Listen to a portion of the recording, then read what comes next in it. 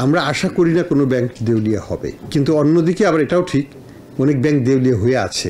বাংলাদেশ ব্যাংকের গভর্নরের এমন বক্তব্যে নিশ্চয়ই শঙ্কা জায়গাটা খুবই স্বাভাবিক, কিন্তু প্রশ্ন হলো কোন 10টি ব্যাংক সেই দেউলিয়ার পথে?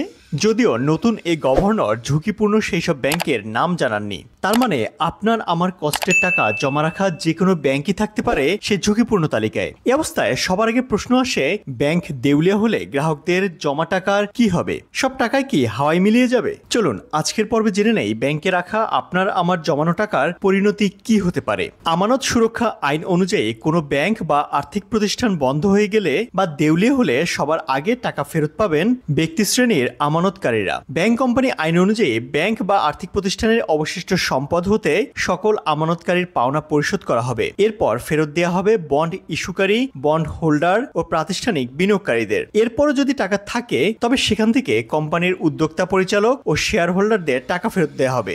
এছাড়া বীমা তহবিল থেকে 6 মাসের মধ্যে সর্বোচ্চ 2 লাখ টাকা ফেরত পাবেন আমানতকারীরা।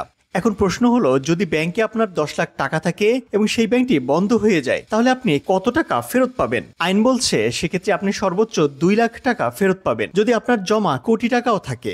সম্প্রতি বাংলাদেশ ব্যাংকের গভর্নর এই বিষয়টি আরো পরিষ্কার করেছেন। 95% পরিবার, ব্যক্তি বা বিজনেস তাদের একটা পয়সাও হারানোর কোনো সম্ভাবনা নাই। 95% আমানতকারী তাদের জমা টাকা ফেরত পাবেন বলে নিশ্চয়তা দিলেও সেই টাকা ব্যাংক কোথা থেকে ফেরত দিবে তার বিস্তারিত বলেননি তিনি। আমরা জানি ঝুঁকিপূর্ণ ব্যাংকগুলো মারাত্মক তারল্য বা নগদ অর্থের সংকটে ভুগছে।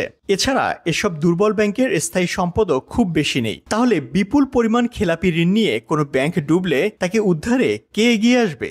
এই অবস্থায় একমাত্র ভরসা আমানত বীমা তহবিল। তাতেও ব্যাংকে 2 লাখ টাকার উপরে থাকলে গ্রাহক তাদের পুরো টাকা ফেরত পাচ্ছেন না। তার মানে একদিকে আপনি বলছেন অন্তত 10টি ব্যাংক দেউলিয়া হয়ে গেছে, আবার অন্যদিকে বলছেন গ্রাহকরা সর্বোচ্চ 2 লাখ টাকা ফেরত পাবেন। তাহলে প্রশ্ন হলো, এই অবস্থায় দেশের ব্যাংকিং খাতে গ্রাহকদের আস্থা কি ধরে রাখা যাবে?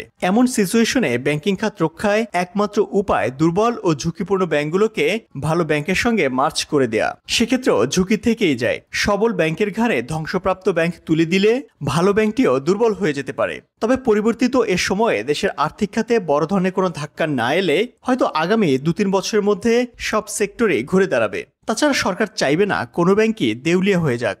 তাই আপনার আমানত নিয়ে আতঙ্কিত না হয়ে ধৈর্য ধরুন, পরিস্থিতি হয়তো খুব দ্রুতই ঠিক হয়ে যাবে।